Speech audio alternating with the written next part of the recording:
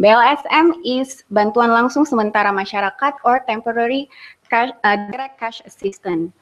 The first speaker is Pak Sulton Mawardi. He's a senior researcher at the SMERU Research Institute. His presentation is on the implementation of the 2013 BLSM program. And the second speaker is Pak Paul Adams. He's a qualitative researcher at the World Bank Jakarta. His presentation is about the social impacts of BLSM.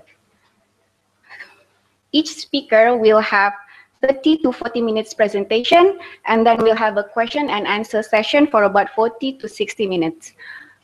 Without further ado, please welcome Pak Sulton. Me? Yeah. Okay, thank you. Softly, sorry. So that's why you actually wrong. Call me senior researcher. The right one is the older researcher.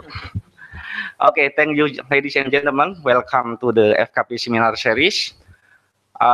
For today's topic, I will give you something that are very simple. Oh, where is other one? As you see in the title, is only involving one single variable, only single variable. It is of course very different, totally different with last week FKP Seminar series. And that time, what I understand is using a lot of model, statistical formulas, frequency tests, and so on and so on. Here, I will not use that at all.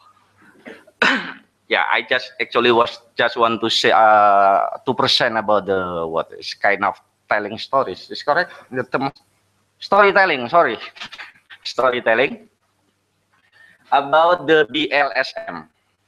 However, even I'm not using any single number in my, it's not really. I mean, not using any single formula statistical, but I believe that our conclusion, I believe it is not less powerful than what Pak Asep or Mbak Atia did by using what signification test and so on. And this is the beauty of SMERU. Some people here very love number, even they can sleep without bringing their what number into their dream. But for me, I using numbers solely in the end of the month, you know, just to make sure that my salary is still in my account. Okay, in this presentation, this is standard presentation in the what in presenting what we call it a study, you know. I divided this presentation into 4 parts. First is about the overview of BLSM 2013, and then research aim and methodology, research finding. I divided into 7 subcategory and 4 recommendation. But frankly speaking, for recommendation, I'll be hesitant actually, because what we know that Pak Jokowi regime, actually what we understand, or me myself actually, at least Pak Jokowi regime will, I mean, is not favor with the BLSM type of program. But anyway, because this study actually we did last year, and I have to present it. Okay, now I move to the first part about the BLSM overview. I'm not going into the detail for this part because I think all of you here is already familiar with this program. BLSM actually is simply the compensation, you know, compensation cash transfer to the targeted poor household, because in that time it is the June 2013, the government increasing the fuel price. What important here is that BLSM 2013 different from BLT and BLT to 2005 and 2008. In this program, the government use KPS, Kartu Perlindungan Sosial, yeah, security card, security something, social protection card, yeah. Thank you, Adam. The government targeted 15.5 million, it is about 25% household with the lowest welfare rank in Indonesia 2005. 25% poor household, actually already about twice than the rate of poverty at the time, because we are in 2013, we only have about 11.4 something percent of poverty rate. Okay, and then this targeted household is using the unified database based on the PPLS 2011. This is the process, actually simple. Each the beneficiary or RTSPM, rumah tangga penerima rumah RTS, rumah tangga sasaran penerima manfaat, ya.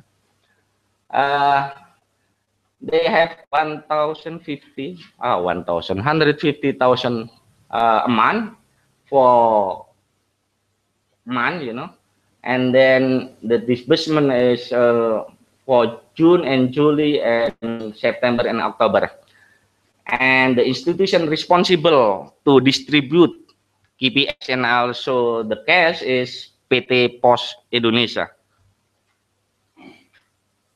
Okay, now I move to second part, research aim and methodology. Yeah, this is TNP. We are working with TNP 2K. And actually we have two studies about this. First is in July and August 2013, and second on January to May 2014. And the aim of the study is to learn about the implementation of BLSM in practice.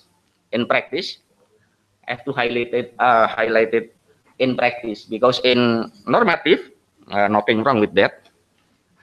And second is to prepare information for use as input in the planning of similar type of program in the future. As I said earlier, I bit hesitant actually mention about this, because yes, this regime, our regime now, I think will not implement this program as it is.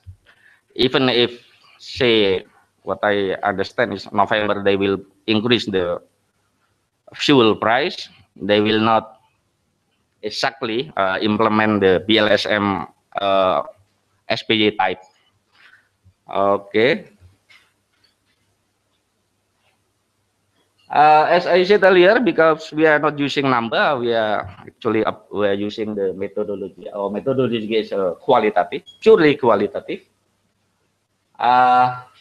As usual for qualitative study, to get information from the field, we are using in-depth interview by using a guidance, semi-structured guidance questionnaire.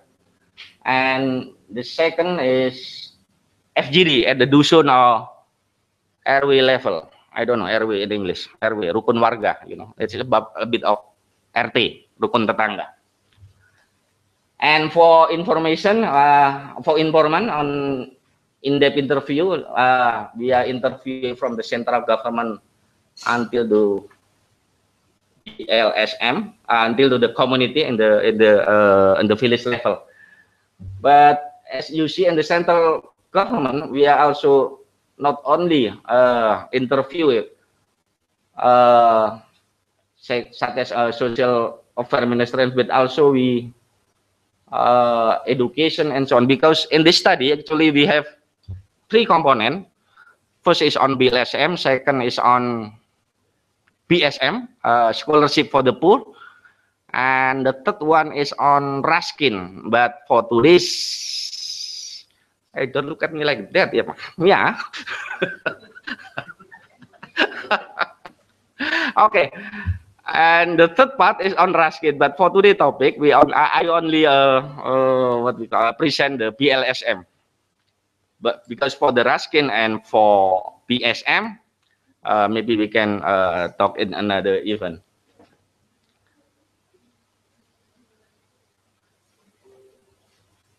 And for the first study, and that time is very rapid appraisal actually, is in North Jakarta, Bandung, Tangerang, and Karawang. We purposely the sampling we choose purposefully based on accessibility, rural urban poverty level, and the variation in BLSM implementation.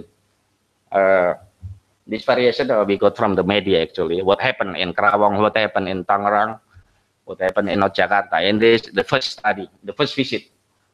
And in each kabupaten or city, we choose one kecamatan, one village kelurahan, and 2 RT. And the second study, we broaden our sample. We are selected 10 kabupaten kota in 5 provinces from Tapanuli Tengah, Sibolga, and to the east is to Bima. Bima is in Sumbawa Island, in Sumbawa Island, West Nusa Tenggara. This is, this is for in-depth interview and also for FGD. But for FGD, we only, as I said earlier, happen in what we call it, RT or dusun level. This is for FGD. I want to emphasize in this because I think this is important because our result actually, particularly on the accuracy of targeting, is based on this FGD. In FGD, the participant we are involved in this is male, female, mix, RTSPM, the beneficiaries of BLSM, also non-beneficiaries, local prominent figure, formal and non-formal, formal and non-formal prominent figure. And the main topic we discuss in that FGD mainly is we ask them to identify the local welfare classification. So we ask the participant to divide what welfare classification and the communities. They usually divide it into 3 to 5, from rich, middle, poor, or sometimes very poor, and so on. And this is the unique thing about our FGD is we ask them to rank the household and that community from the lowest welfare rank up about 30 or 40 or 30 household. This is we did that to see the accuracy of BLSM targeting. This is the ranking is include the beneficiary of the BLSM. And here the research finding.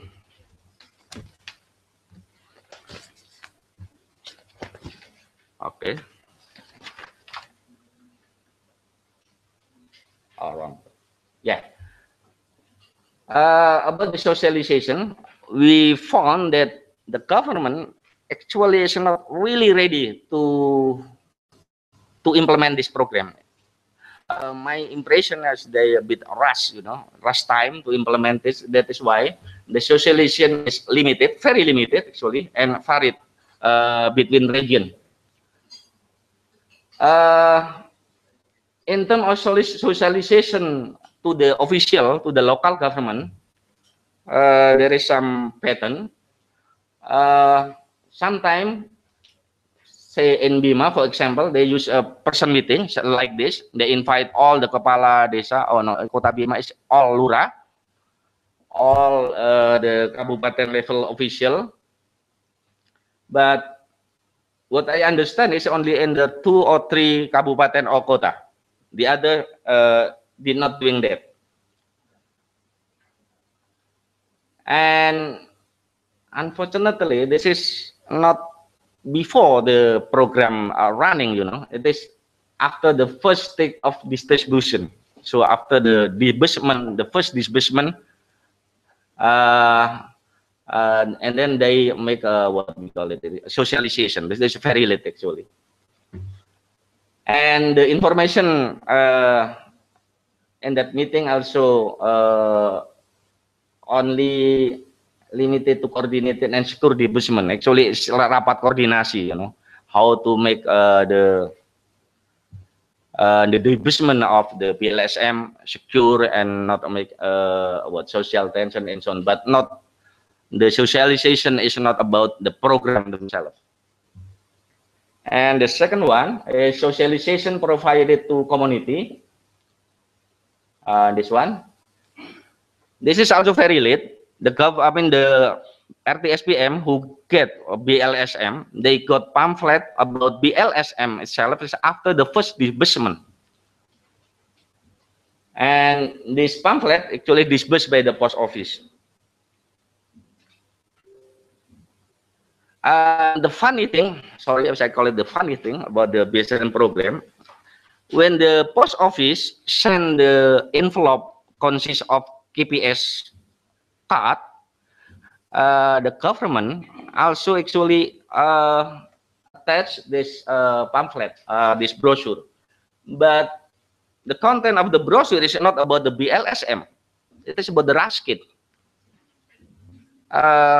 If you understand, because if you recall back to 2013, I think, and the time the SBY is what cancel it, increasing the price of BBM, you know. But at that time, actually, the kantor pos, the post office who responsible to distribute the KPS has already already have the all envelope, the all brochure, and so on. So I guess this KPS actually is they are not changing the content of the brochure, not about BLSM, but about RASKIT. This make confuse the people, the household who receive KPS is confused. They got the card, but the brochure is about RASKIT. That's what happened in the field. And because of the limitation of socialization, so the information in the community level is actually unclear, you know. The indication is simple. Many of our household respondents, doesn't know about BLSM. They call it BLSM, sometimes they call it BLT or BBM, what they call it, Kartu BBM card. Also, they are not familiar with the KPS. Even in that card itself is printed as KPS, but the household is not call it KPS card, but they call it BLSM card or BBM card or yellow card because the color of card is yellow, as you see.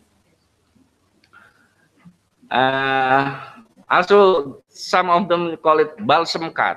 You know, balsam, you know, is a kind of, I don't know, what is balsam in English? What? Wine.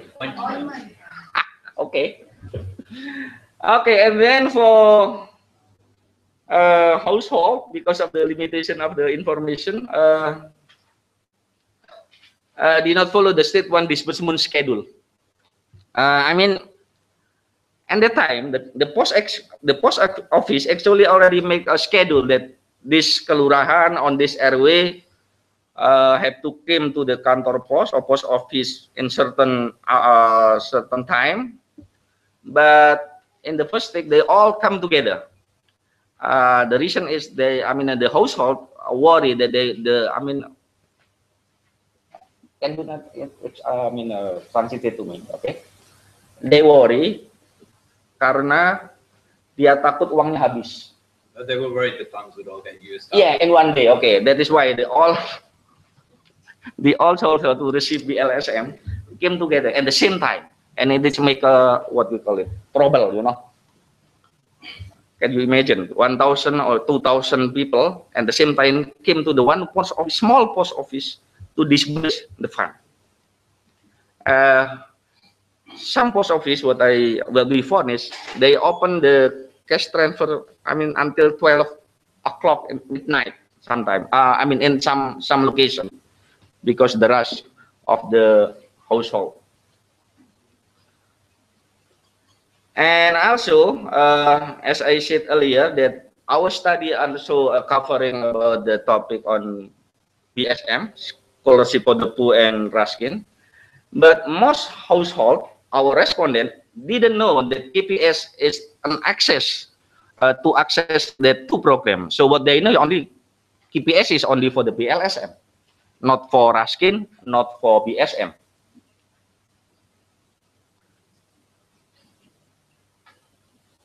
And for beneficiary targeting, in general, BLSM beneficiary were poor and very poor household in general. And we found that the inclusion error is very low, but the exclusion error is, I think, is very high in that number. Actually, what we call it, I'm not consistent with my first statement that I'm not using number. Actually, I'm using number too for certain extent. Oh, sorry, I could not open the specified file. How to open it? Huh? Yeah, I use a link, but I don't know, it doesn't work. Bukan di sini. No. Oh, we can change it to this. Okay, no problem. But this is approximately this ring. Okay, I will open it in my own computer because this is not mine, so I'm not familiar with that.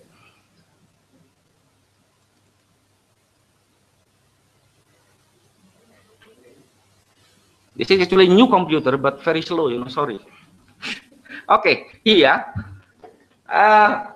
this percentage, I got it from the household classification based on our FGD. They divided the classification of household to 3 to 5 category, from richer until the very poor, okay?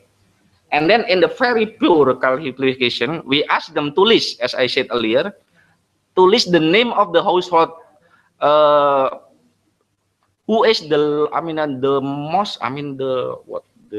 poorest people from the bottom, and then they up until the 30 people, 30 people, and they all participant because we choose the participant FGD selectively, They know Pak Adam is the lowest among the poorest people and that dusun, and then they call say Sofni and so on and so on, the people. And based on this 30 list, we ask them who among these 30 people got BLSM. This one. Say in in Kabupaten Tapanuli Tengah, in Dusun 1, our sample, from the 30 people, the lowest rank household, they only have 10 people. And the highest is in Kota Bima in one airway, in our sample airway. From 30 people listed, 25 of them got BLSM, and so on. And then it's just indication actually, this number. Why we choose only 30 people? It is actually a bit arbitrary, because if we ask more than that, we are afraid that the FGD participant will not more objective, But if the 30 people, based on our experience, they can mention. This number just came from, say, in Kota Bima, for example, 25 people from 30 people got BLSM. I divided with the average number of household production nationally. As I got it from BKKBN data, 2012, our total number is about 59 million. And our RT is, number of RT is 1.27 million. And the number of Dusun ORW, our unit sample, is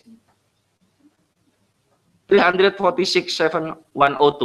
So in each dusun nationally, we have average 170 household.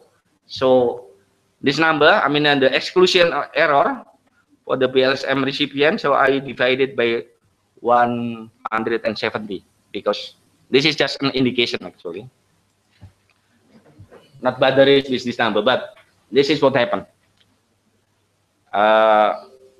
Within the lowest 30 people, the lowest ranked household in the community, yes, only not half of them got a BLSM.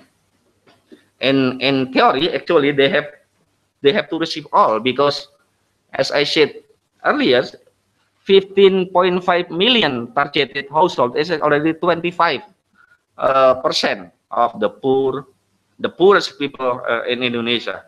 But in fact, as we found, not all of them get a BLSM. So that is why I what we call it strongly believe that the exclusion error is very high. Inclusion error very low, very low. Only 1 or 2 people in one village. And in fact, actually, most of our sample site is null or 0 inclusion error.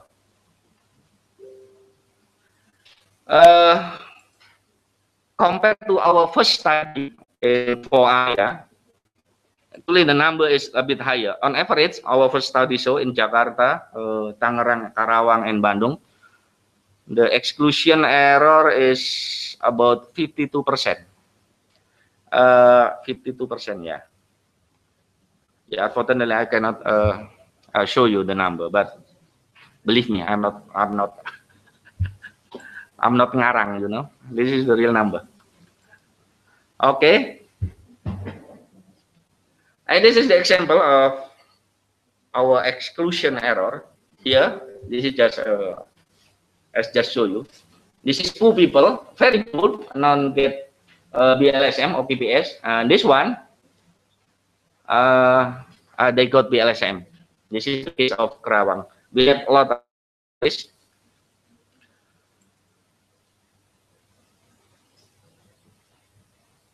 And then, yeah, why that exclusion error happen? Based on our analysis, this is because PPLS 2011 is not 100% accurate. To reveal that, we interview with yeah, our respondent actually is also what we call it pencacah.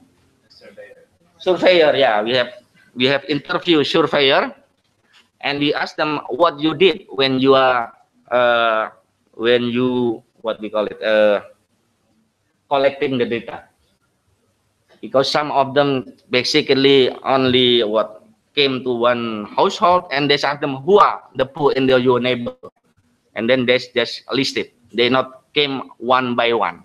Some of them, not all, some.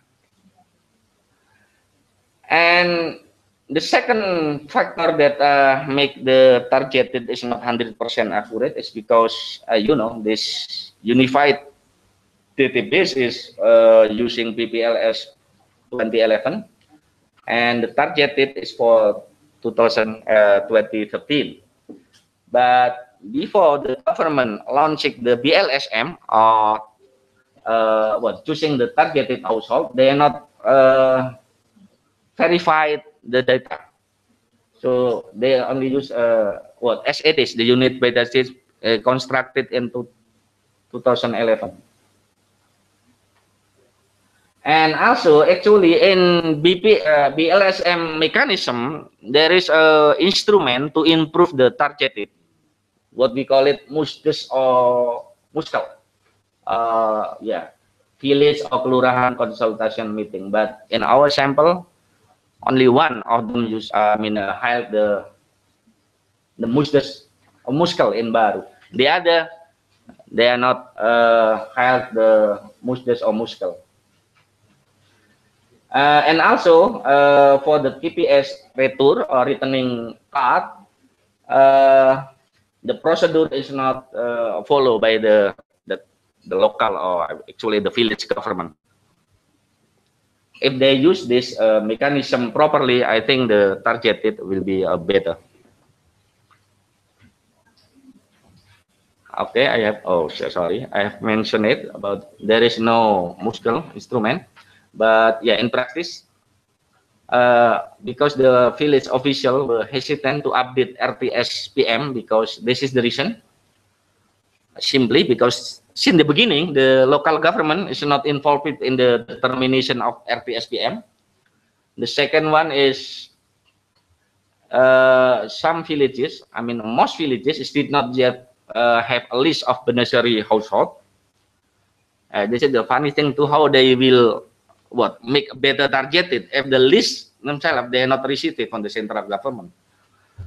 Okay, they receive it after the second disbursement, or after second disbursement they just got the list. This is the list of household in your village who got BLSM. It's very late. And about the what we call it cuklak, cuknis on musdes musical, also very late.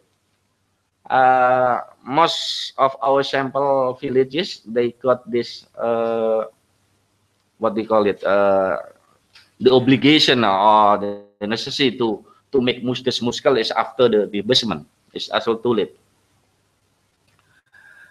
And they also give reason that if they held the KPS that from wrong targeted household, they afraid that will cause a conflict. You know, say if the Adam got the KPS and I'm the head of village, okay, you are now you get rich, I have to take your the card of KPS from you.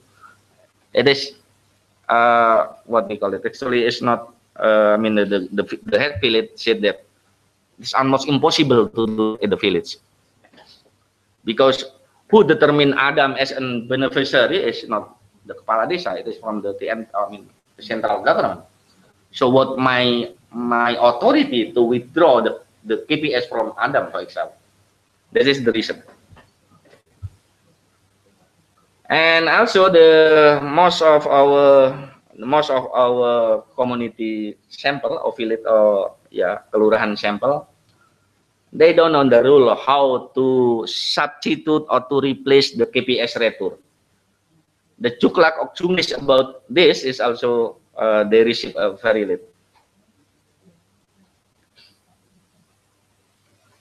Okay, based on our finding, this is time. 5 minutes. Okay. Okay, the number of KPS retur in our village sample is from 0% to 25%. It is mostly due to the relocating address or passing away. In Kabupaten Baru and Kota Makassar has the most KPS retur because the Kades or Lurah filter out household not in fact poor. Meaning that, I mean, the post office, the postman, they deliver the envelope or the KPS door to door to the household recipient, but they drop it to the kepala desa and then ask kepala desa to distribute it to the household. But kepala desa and then select it, oh, this is not poor anymore, and then we have that card. That is why the KPS retur in Baru and Makassar is very high. But the people, I mean the villager, doesn't know that mechanism. And oh yeah, in standard mechanism of the program, actually any KPS retur, any KPS who not deliver to the targeted household, they should be sent back to Jakarta. Some did that, but in this area they not. They just make their own decision. Say that Adam already moved to another address or another home. I got the card as a kepala desa, and then I just give it to other people or to Sofni or to other without any meeting, without any contact, direct appointments. It's like that. Yeah, as I said earlier, musdes is only happen in one sample village in Kabupaten Baru. It is direct selection, as I mentioned. And even if as Kepala Desa I give it the KPS return to other beneficiary, I keep it silent because I worry that other people, because it is very limited KPS, you know. Say I give it to Sofni, nobody knows that I give Sofni a KPS, and then the di besi tukang pos also silently, you know. I mean, without any I mean, yeah, any people know about that. Okay, this is according to the Kepala Desa.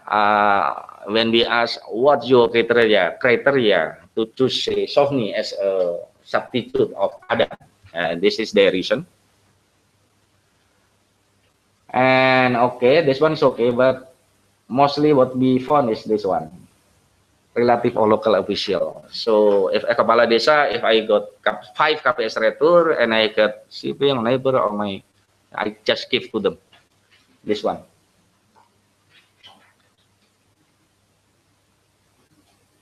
Oh, this is why this is the distribution of KPS. It is simple, but at least we found 3 patterns. Oh, this one, yeah.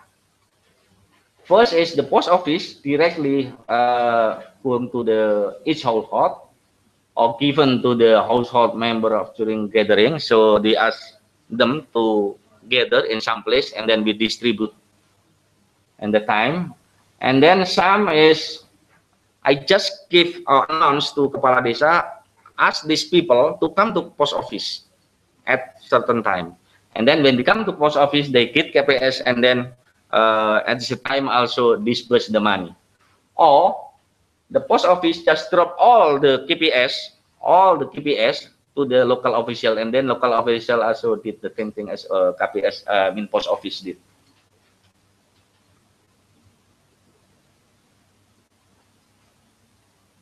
Okay, this is the disbursement of fund. This is simple. If you got KPS, you just came to the post office and you got the money.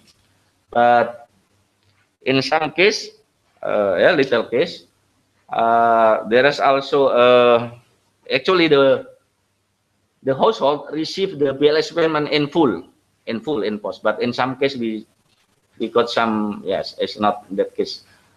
Only I mean illicit cut of money taken by RT Dusun, yeah, we found that one. But the important thing is, even if the I mean this one, by what we call it, in each study location that voluntary keep BLSM. Say I got the BLSM, I know that Adam is also poor, but not receive the BLSM, I give 10,000 or 20,000 to them. This is volunteer. Minute. Habis finish. Okay, just 1 minute. Okay, I just jump to this one. Even I know that Pak Jokowi regime will not use program, BLSM program type, you know, but based on with what we call it, this one. This is important. Most informant and all, I said all household respondent, BLSM, BLT is better compared to Raskin, compared to PKH, PKH, compared to Jam Kemas, compare what else we have for social BSM, yeah. This is important. All our respondent, all said that BLSM or BLT is better than other type of social security program. The reason is simple, because they receive targeted is also good, you know. They receive in full, you know. Say SBM, we got 150,000, they got 150,000. Not like Raskin, you know. They program said 15 kilogram per month, they only have 5 kilogram and so on and so on. And because money is money, you know, you can use it anytime, any need. So it's not like Raskin or PKH, you have to wait and so on and so on.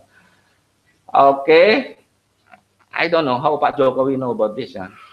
Somebody who close to Pak Jokowi just said to them that BLT, according to your people who love you, is better than any other social security program. This is important. And the strength and weakness of BLSM, okay. Recommendation. Even we have recommended that this is develop the BLSM and BLT program into regular social security program. Use budget, other budget like Raskin to divert it to BLSM type program. This is our recommendation. But as I said, because of Pak Jokowi regime actually, most likely will not apply this program. So I'm not sure this is what we call it, applicable or not. Okay, so it's finished. Okay, thank you very much, and sorry if you not receive full understanding what I said, because I said actually, frankly speaking, I'm speaking English last time is 3 years ago. No, swear, in Philippines. Thank you. Okay.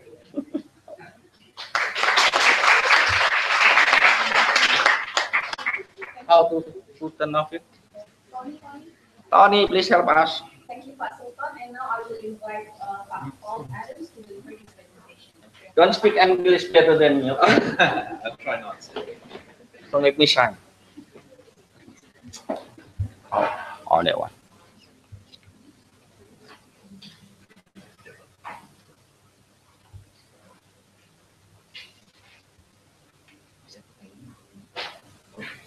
Okay, ini next slide atau animation? Kayaknya bisa, ini juga bisa. Ini oh, okay. To make fair, I think you have to use bahasa Indonesia, Oh yeah? Yeah, it is fair. Okay, yang saya hormati. Good. Nah, actually, I want to start by thanking SMERU for inviting us to present at this forum. We talked to Ibu Hastuti and your other colleagues about my boss. Hastuti is my boss. Unfortunately, I think she's traveling, isn't she, at the moment? About 2 or 3 months ago, and we were very struck by the congruence between the kinds of findings that we saw in the SMERU research and what we were also finding in our BLSM study on social impacts. So they seem to be very complementary, and I'm not going to go back over the points that Pat Sultan has raised. I think in general, in Garis Besar and also in many of the details, we really see the same issues with BLSM. What we're looking at in this study is the social impacts of BLSM. So, I think most of you probably know the major temporary cash transfers have occurred 3 times in Indonesia to date. 2005 to 6 was the first BLT program, Bantuan Langsung Tunai. 2008 to 9, second iteration of BLT, and 2013 BLSM. And what we have seen, I think, in past iterations of BLT, as well as in the debate in 2013, just before they implemented BLSM, was quite a lot of negative perceptions of temporary cash transfers. These are not just negative perceptions among the public, although those exist. I think BLSM has often been seen to create conflict and tensions at a community level, but we also see that in debates in the DPR, people are referring to the ways that these programs can cause conflict, undermine social cohesion, as well as various other criticisms that are not terribly about social impacts, like they make people lazy, or various other things like this. We also have concerns about social impacts ourselves. It not only makes programs politically difficult to implement, even if they're good, but it also, where social impacts occur, they can undermine program aims. Obviously, if conflict occurs and creates damage or loss of life or injuries, or where negative impacts occur on social cohesion, they could undermine relationships that are actually very important to people in order to get ahead. And we also thought that actually efforts to avoid conflict by local leaders can have negative impacts on programs too. I think one of the very obvious examples of that is Bagi Rata in Raskin, where we see what gets termed leakage as resources get reallocated unofficially at village level between people who weren't officially designated as beneficiaries. So we're also concerned that negative impacts or responses to them can undermine the kinds of goals that programs have. And we find that evidence from previous research on BLT differs somewhat on the negative social impacts. Now, some of that comes from SMERU itself, the previous monitoring studies that you've done on BLT. We've also seen studies on crime and social capital in BLT from Cameron and Shah, which suggest that they did have a significant impact on increases in crime. And a great quote called it a study by Nami Hussain and the Oxford Policy Management on BLT, which said that really social impacts were quite temporary, limited in intensity. So there's a bit of difference of opinion. I mean, the majority verdict to date seems to be that really it is quite limited. But we were interested in trying to get some research which would tell us more in depth about these issues. So we set out to identify the extent and causes of negative social impacts in BLSM. We're interested in basically four things: violent conflict, organized dissent or non-violent protest, damage to vertical social capital, which primarily we were thinking about in terms of relationships with local leaders at community level. It could also be relationships with other local elites at community level, and we did look at that, but the focus was more on local leaders. And damage to horizontal social capital, which is to say relations between ordinary villagers, or perhaps crucially, between groups of villagers, for example, based on different identities, could be based on religion or ethnic or something like this.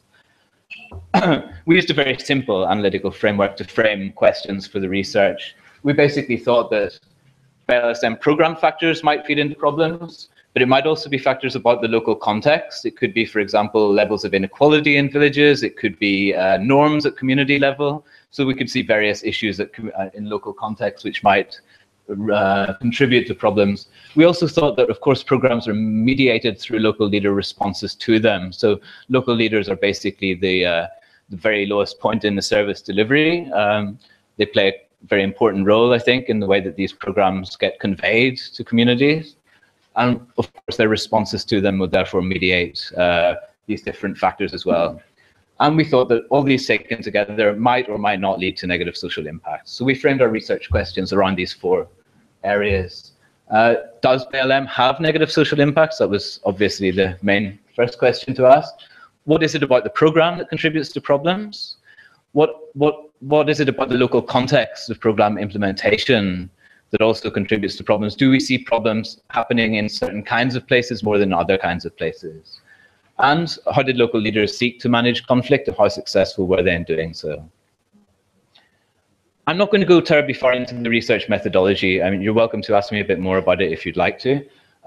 It's a mixed methods study. We used quantitative data from the National Violence Monitoring System, which I think is managed under Habibi Institute. Habibi Center, sorry, to get a sense of basically the scale of violent conflict within BLSM. These would be reasonably well captured, I think, at national level in the national database.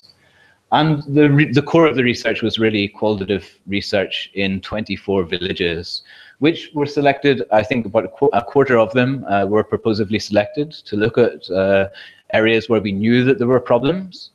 Most of them were not. And I must say that without going in detail into the sampling strategy, we also found that really it didn't terribly much influence the incidence of problems that we encountered, because we saw the same levels of problems, even if somewhat more intense, in the proposively selected villages as in the non-proposively selected villages. Okay, so what did we find? What negative social impacts does BLSM lead to? Well, top line, violence was very rare in BLSM and much less than in previous rounds of BLT. We can see that BLT 1, 2005 to 6, is really quite high in terms of violent incidents. I think it was about 84 or 5 incidents. You can see there's quite a lot of damaged buildings associated with that, often village offices, actually, interestingly. Quite a lot of injuries too. I think about 3 or 4 deaths in BLT 1. BLT 2 shows a significant improvement on that, and as you can see in BLSM, it's really quite a lot lower. Violent incidents, which is the white one, there were, I think, 9 violent incidents. There were no injuries or deaths associated with BLSM, and 6 damaged buildings. which was, again, village offices.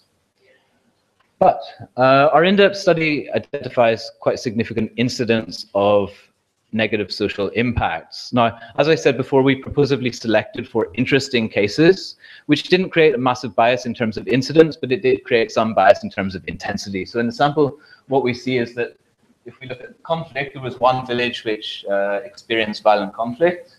And if you look on this other end of the scale, there's one village which experiences a significant high impact in terms of effects on vertical social capital. We never saw any impacts of BLSM on horizontal social capital, which is to say relations between ordinary villagers. And I think that's an important finding of the study too. Where it does damage social relationships, these kinds of programs tend to only damage them in terms of relationships with local leaders, village heads, maybe neighborhood heads.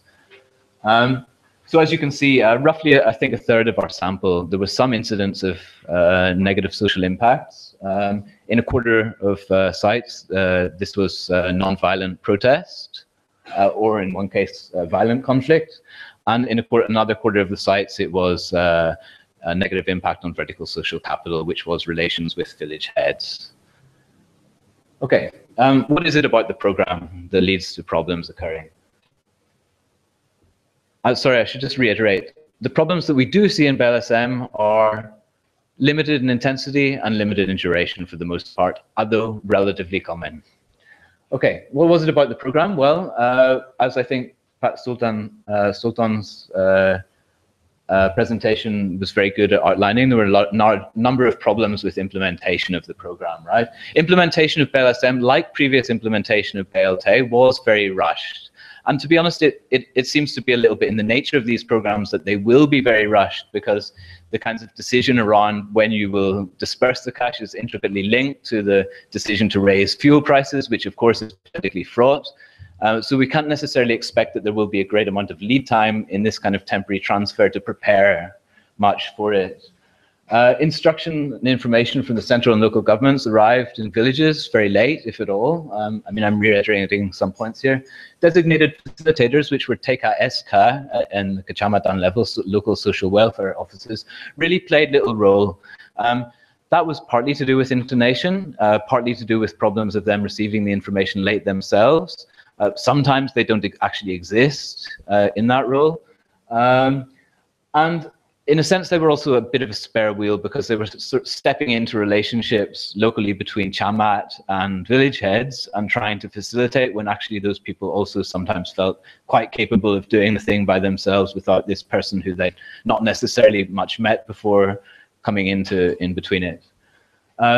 Local leaders were notified late about BLSM, sometimes only after beneficiary cards have been handed out. This is nothing new. Pat Sulton has already talked about it. And as a result, communities rarely verified targeting. So community verification of targeting rarely occurred. And they didn't much understand the program. Now, I differ slightly from Pat Sulton in the sense that I thought that the community term for BLSM, balsam, was actually very smart, because it's really capturing very nicely the sort of temporary salve that BLSM was meant to provide to people.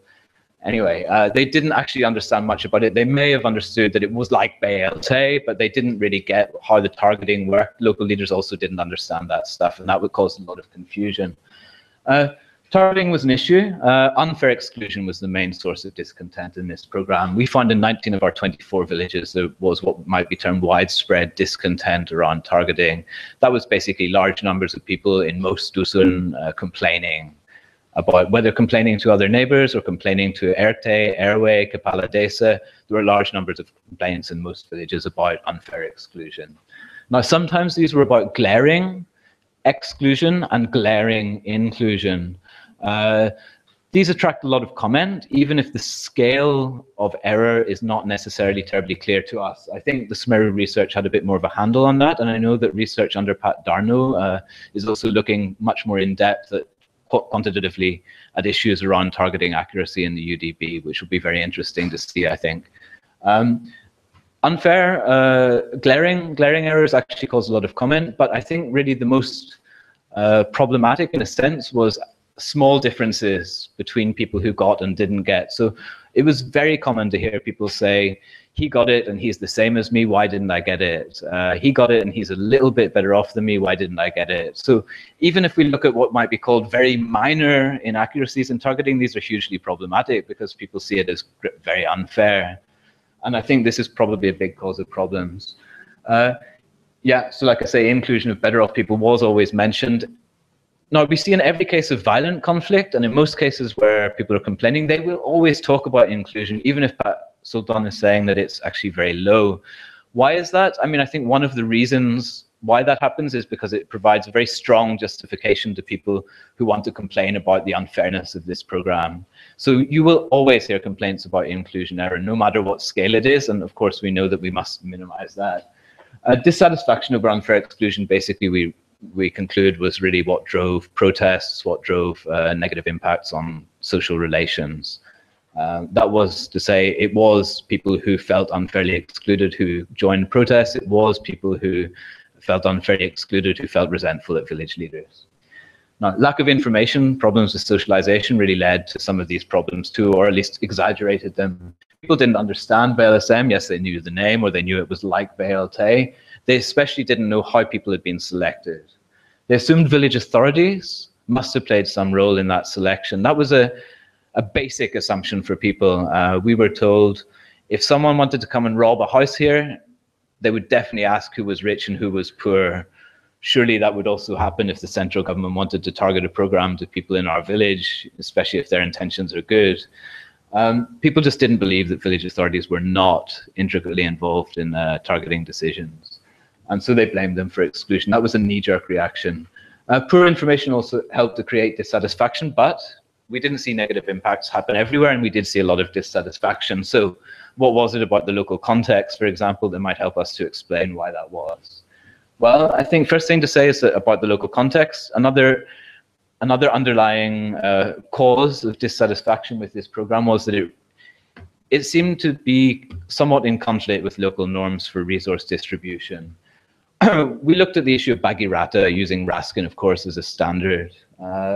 And when it's difficult to get very great information about how Raskin is distributed in villages, but based on our best estimates on the data that we managed to get, we found that in village there was a variation between 30 to 70% of people who informally shared in Raskin did not get BLSM. I think it was around 50% was the average, and which suggests basically that if you look at reallocate Bagirata of Raskin as a way of reallocating resources, which is more in line perhaps with local standards for how resources should be distributed, which is perhaps contentious, it does suggest though that people thought that a lot more people should have got BLSM than did get it. Leaders were expected to ensure that people would benefit from one program or another. So we found a very strong tendency, not only for blame against local leaders to be based on the assumption that they must have been involved in targeting, but even had they not been involved in targeting, it was still their job to ensure a certain degree of distributional equity in the village. Now, whether that was by themselves seeking to Bagirata the program resources, to share out the program resources, or for example by promising to provide other program resources, people really did feel that it was somehow the responsibility of their local leaders to resolve tensions and issues around these programs. Right, and we found that trust in village leaders, which was something that we sought to measure as a way of understanding what might contribute to problems. We found that trust in local leaders was actually often related to the extent to which they were seen as doing a good job in helping to share resources to people in a way regarded as fair, or to secure benefits for villagers. So to some extent, this assumption that they should play a role in resource distribution at village level means that they will be blamed for these programs whenever people feel unhappy about them. We found that BLSM exacerbated pre-existing problems in vertical social relations. So it didn't cause problems with horizontal relations like we mentioned earlier. Even if those relations were weak, we did measure that as well, people saw very little reason to fight with their neighbors. There was often fleeting jealousy, there was a bit of chek-chok between neighbors, but we didn't really see any cases where that impacted. And people said, look, it's a short-term program. Why should we get in a fight with our neighbors over money? Yeah, there was a bit of resentment and some anger at first, but we let it go. But blame against leaders for exclusion did escalate into conflict or resentment, which is to say negative impacts on vertical social capital when relations were already poor. Basically, when people felt dissatisfied with BLSM, and they also felt dissatisfied with their local leader for other reasons. He hadn't been delivering on his promises. He hadn't provided them with access to Raskin, and lots of reasons, actually. They tended to use the dissatisfaction around BLSM tended to become linked to these pre-existing problems. That's something that other research, including that by Hussein and SMERU, has identified previously, that in places where there's suspicion at leaders, this is the kind of place where we tend to find problems. We also found that competing elites tended to mobilize protests. So protests didn't just occur out of the blue as beneficiary or non-recipients got together and staged protests informally. They were actually often mobilized by local elites, often enough because they had a political agenda to follow, which is to say they were also interested in becoming the village head, or they had some kind of political grudge against the leadership in the village. We also found, and tied into that, that negative impacts were really a rural phenomenon. They hardly occur in urban locations. That is both nationally, when we look at violence, and in terms of our sample, where we only found negative impacts to occur in one urban location, whereas we found them in 8 of the rural ones. We had a sample that was evenly split between rural and urban locations. Why is this? Well, we basically think that the reasons which help to explain this is village head elections. Village head elections create elite rivalry, which helps to explain why people get mobilized to protest. Candidates for village election promise patronage to villagers. They make promises about who's going to get free seeds or whatever. Villagers also expect their leaders to provide benefits, and we see this very commonly, that when people felt dissatisfied around BLSM, they would often say, look, if you don't get me this, I'm not going to vote for you next time, or I voted for you, why aren't you giving me this? So what's happening here then? Well, the leader fails to deliver, villagers get dissatisfied and resentful, political opponents have an opportunity to foment opposition to them. This is, I think, our best guess at why it is that we only really see negative impacts around, negative social impacts around these programs in rural locations and not in urban ones. Okay, what was it about local leader responses that might have contributed to negative impacts or have prevented them from happening? Well, we found that local leaders always sought to manage problems in one way or another. Lots of different kinds of responses, both to anticipate problems occurring and to manage them when they did. We found a fair number of local leaders. Sorry, this is our 24 villages on the bottom in the axis. We found that I think 8 villages, so that's about 1/3 of the sample, tried to reject BLSM before it occurred, or steadfastly refused to participate in the program when it was forced on them. There's quite a lot of villages, actually.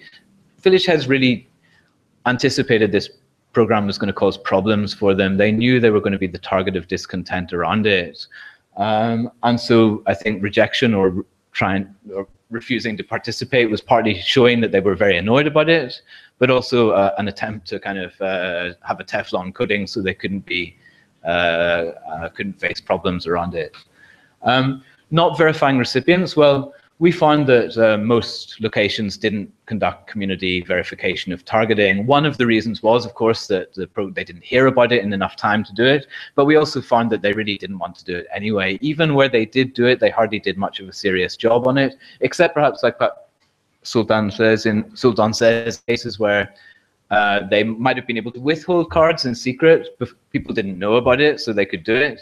But they were really afraid of encountering resentment if they took away cards. They were afraid that there were far too many other people who wanted to be served, so it was just going to be a big hassle to get involved in that at all.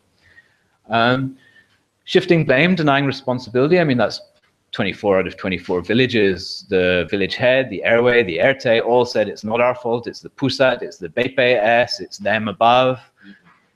They didn't want to be responsible for this program. keeping the program quiet, we found in more than a third of locations, village heads deliberately withheld information about the distribution of BLSM from non-beneficiaries on the basis that they didn't want disbursement to get very crowded and chaotic. Sometimes that was a bit counterproductive, actually, but it's still something which seemed to make sense to them. And I think remembering perhaps back to BLT, where there were incidents of violence or protests during disbursement, that might have well have been a reason why they wanted to do that. Bagi Rata BLSM occurred in 4 of our 24 locations, all in Sampang, Madura. That wasn't the only place where that happened. I've heard anecdotal reports of it in Cirebon, Sukabumi, and various other locations. I'm sure Papua, yeah. We don't know the scale of Bagi Rata and BLSM, but we expect that it probably was large enough.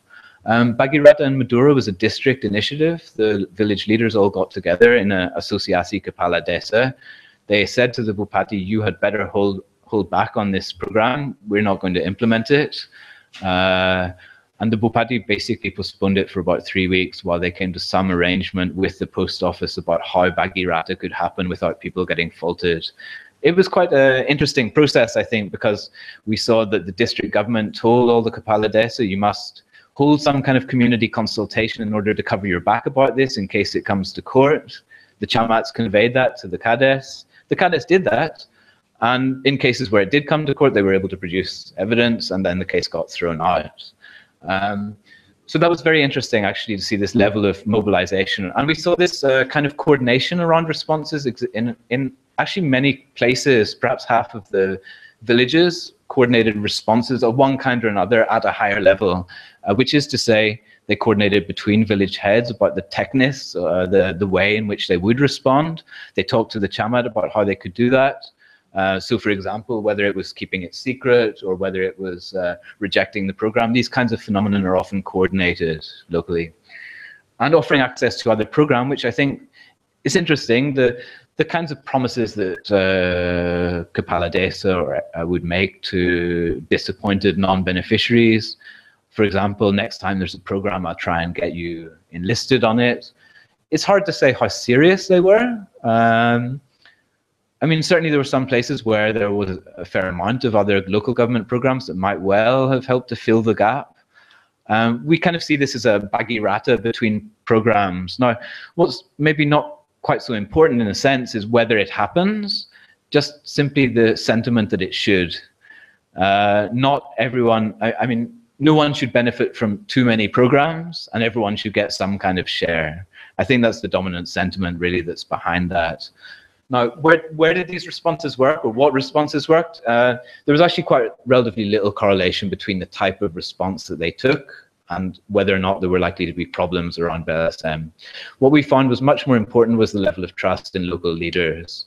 Local leaders who were trusted were much more likely to be responsive and accessible, which was quite important in terms of helping to reduce tensions. They were also more legitimate, particularly, for example, when they were denying responsibility around the program or where they were promising access to other programs. In cases where village leaders weren't trusted, people just said, nonsense, you're just feeding me a line here. In cases where they were trusted, people felt, well, even if I'm not sure he's going to give me something else, at least he cares. And I know that if he has an opportunity to do something, he's likely to do it. So we really found that trust was very important in determining whether or not village leaders were capable of responding or legitimate to respond. What's, I think, very interesting about a lot of these responses is that even where they work, they tend to undermine program delivery and perhaps even goals in some way, one way or another. For example, rejection and reluctance to take responsibility for a program, which we can bracket a number of those responses as being, tends to undermine targeting and program delivery, right? You don't see community verification happening because they don't want to be responsible.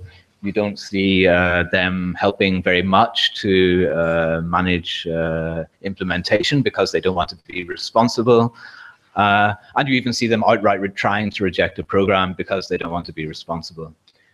Bagi Rata within and between perhaps programs also obviously tends to undermine program targeting. And I mean, this has been a long-standing concern with Raskin. I don't know if we have any data available on bagi rata in BLSM. I don't think it exists, actually. It would be very interesting to know the extent to which bagi rata occurs in a serious basis, not just sharing of 50,000, but where it actually gets split up, for instance, 150,000, 150,000.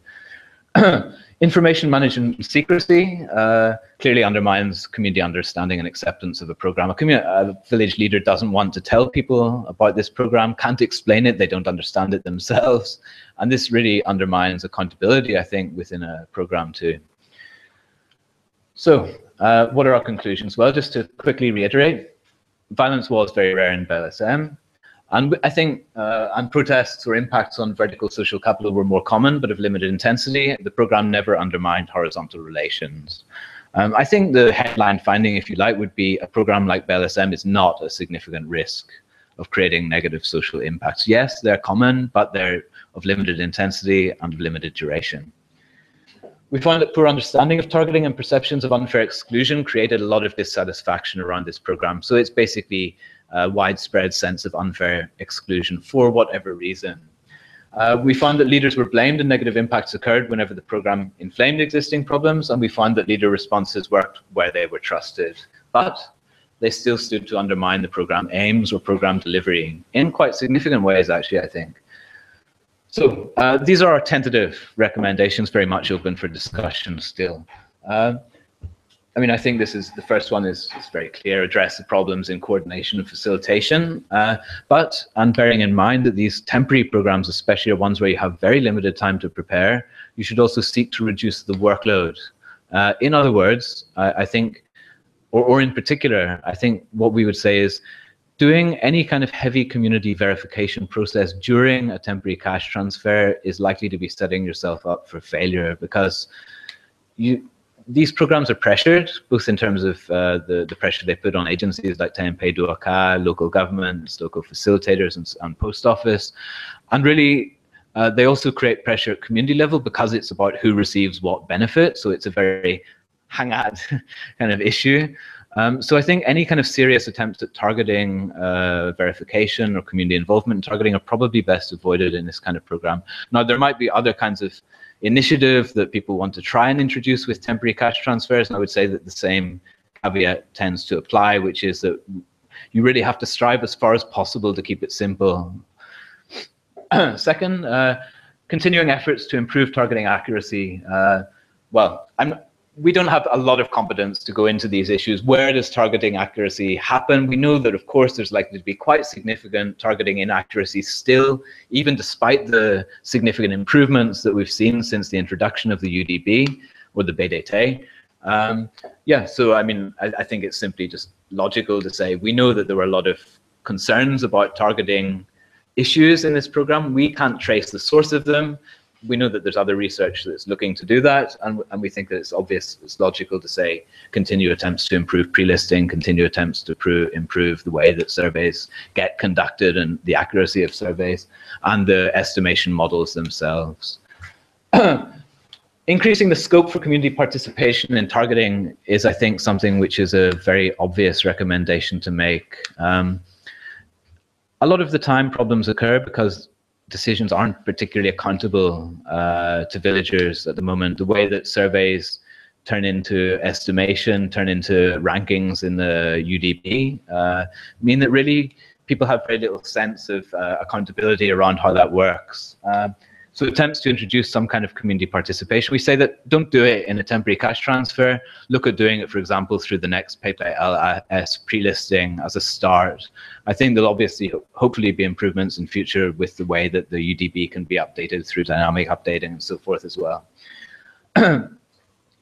We also suggest targeting a large-scale socialization on social protection targeting more generally, especially focusing on village authorities from our perspective. Now, I know that there's other issues around local governments, which would mean that socialization of social protection targeting should also be done to local governments, perhaps more intensively, but relating specifically to our findings, we feel that really the level at which accountability is broken in this program is because village authorities can't and won't give any account of how targeting works.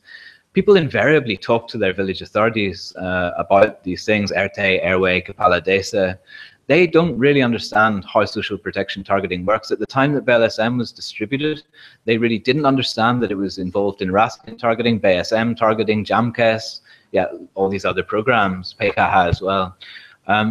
We've also found subsequently, as we go to villages to talk to people about how you might do community-based pre-listing for the PPLS, that when you start to describe to local leaders, RT, Dusun, Kades, what this list of people in the UDB actually is and what its implications are in terms of potential to access programs, they become very, very interested in how they might get involved in doing in helping to determine these lists.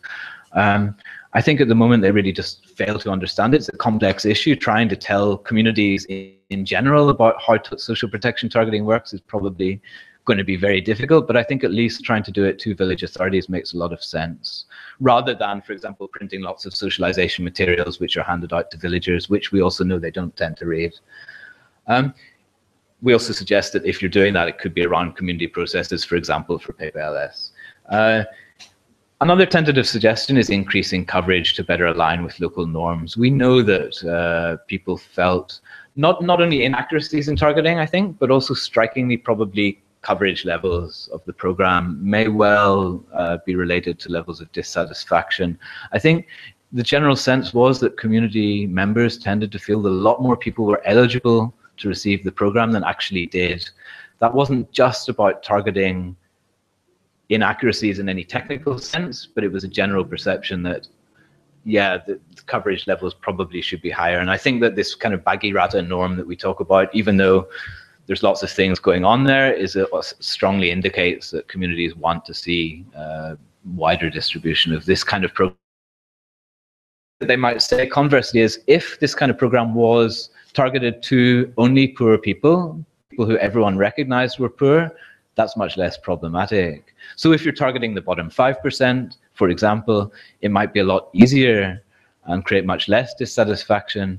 Whereas if you're targeting the 25%, I mean, one of the things that Matt Waipoy said, you might be looking at some kind of targeting wasteland here, where you really can't get any satisfaction or consensus around who should be eligible or who shouldn't. So I think it's worth thinking about issues around coverage going forward with these big scale programs. And obviously that would imply RASKIN, BLSM,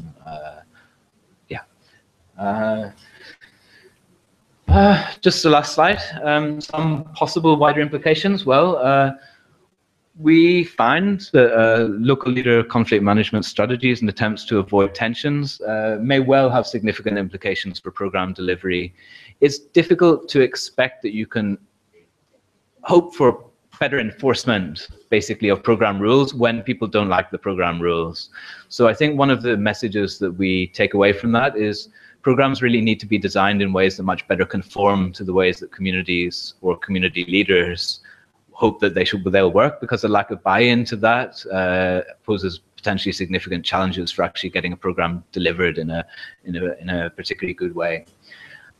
We also wonder whether these problems may become more pronounced under Undang-Undang Desa. What was very interesting in this research was to see levels of dislike among local leadership for this kind of program and an instinct to try and reject them.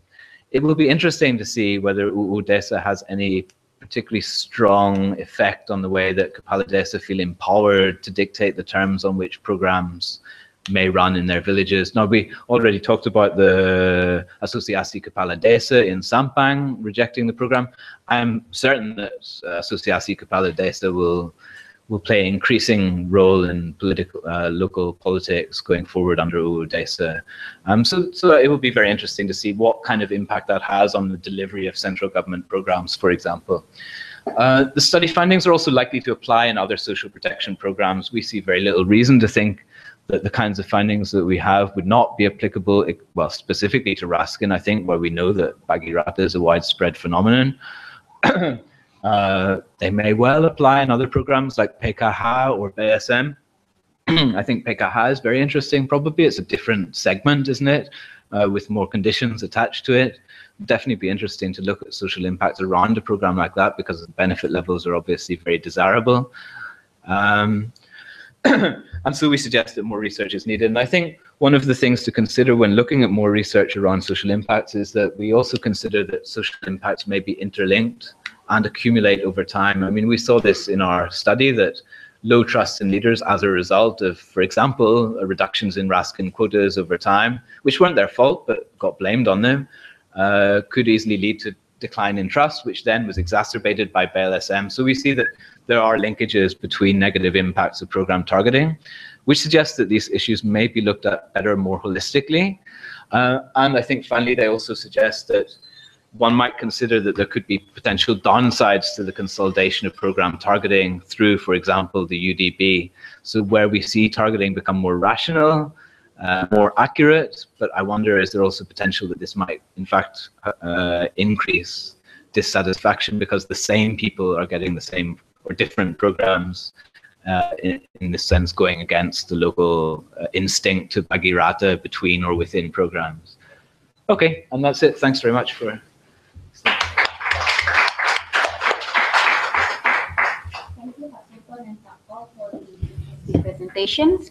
And now we begin the question and answer session. We'll divide the session into two. And for the first round, I will give the opportunity for 3 to 4 questions. And if you want to ask questions, please mention your name and your institution or organization.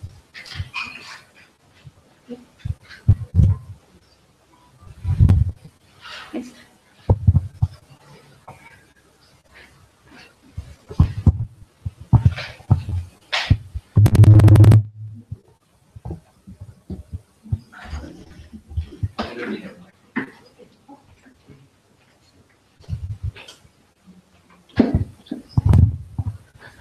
Thank you. My question is around the total reach of the disbursement. Sorry, my name is Shaheen. I am from DFAT Social Protection Hub. As you mentioned that many leaders return the cards which they didn't agree with the targeting. So does it mean that the actual disbursement reached to a much less number of people than 15.5 million?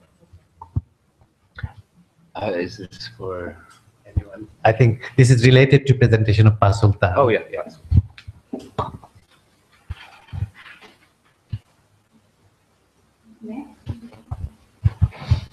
My name is Abraham. I'm from UGM. And I want to ask to Mr. Sultan, according to you, why Jokowi don't like BLSM? And yeah, I mean, based on your expert judgment, what is like how he will reduce the negative impact from the price increase in November? Thank you.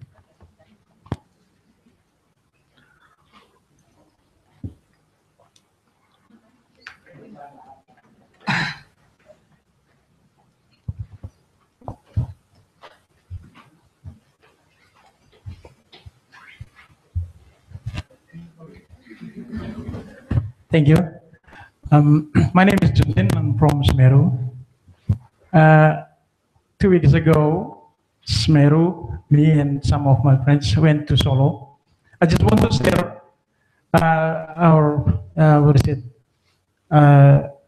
study, about JK Kartu KJP and KJS Kartu Indonesia Sehat, Kartu Jakarta, Kartu Indonesia Sehat dan Kartu Indonesia Pintar. This is what I'm going to say, that this study also is going to investigate to look into the possibility of cash transfer that maybe Jokowi and Jokowi regime is going to launch, but I'm not really sure whether this study will, this program will be launched or not. But it seems that there will be another program, new program. I don't know. I'm not really sure yet that there will be 1 million or something, that the cash transfer program that Jokowi is going to launch. Yeah. Well, actually, the second question, so I want to ask about the district role or district responsibility in targeting. During our study, that the most important issue is about the targeting, and the what is it? Almost in almost all level, in community and also in stakeholder, uh, participants of FGD, they always talk a lot about the targeting. In case, the meaning to say that they blamed that the central government tends to, what is it, not to cooperate or not to coordinate, not to, what is it, to share the, what is it, the local participation in, what is it, in determine the recipients.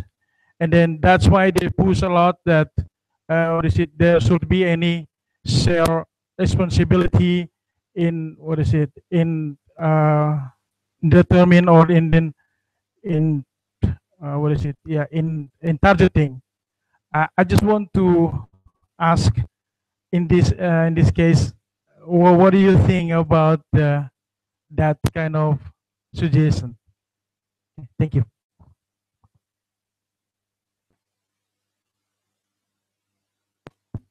Thank you. My name is Rudy from Bapenas. So from both study, I can say that most people have a positive perception about the program, right? So even though there's still some implementation, socialization, and so I think this is a good sign as well. Yeah, if we want to use this program as a cushion for the economic new economic impact, or whatever the program is. So even though your study from all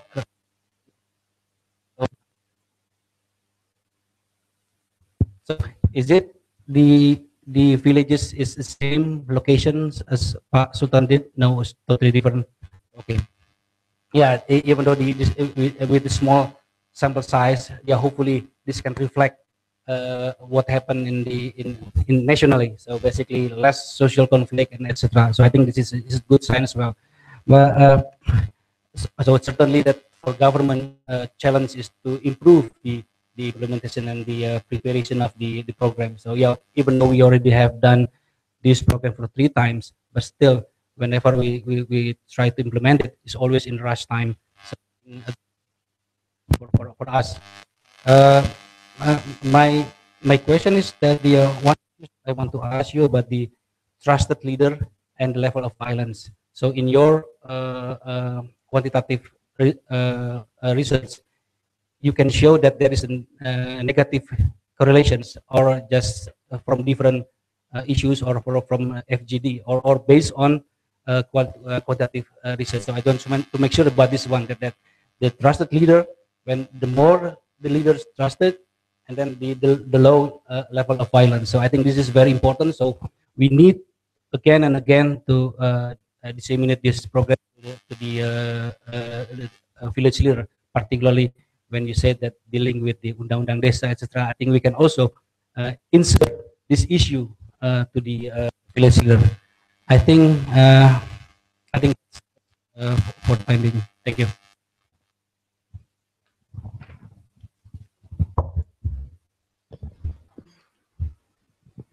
Okay, thank you. First about Jokowi. Oh. Okay, what I understand why Pak Jokowi, and not only Pak Jokowi, some also with this program. There is many reasons. Some that I understand is by using cash transfer. Just give it cash to people who do nothing except because they are poor. It is mentally or psychologically, we call it. It's not what we call it. It's not tidak mendidik, what we call it. Yeah. So this will create a mental pengemis or something. It is just too strong, maybe that statement, but because we are now in the era of revolusi mental, Pak Jokowi jargon, huh? Mental revolution. So if we're still using that kind of program, maybe this is discouraged, what we call it, mental revolution, because as poor people they just what menadah tantangan to what awaiting the government to give money. And that's what I understand in common, you know, why Pak Jokowi doesn't like this program.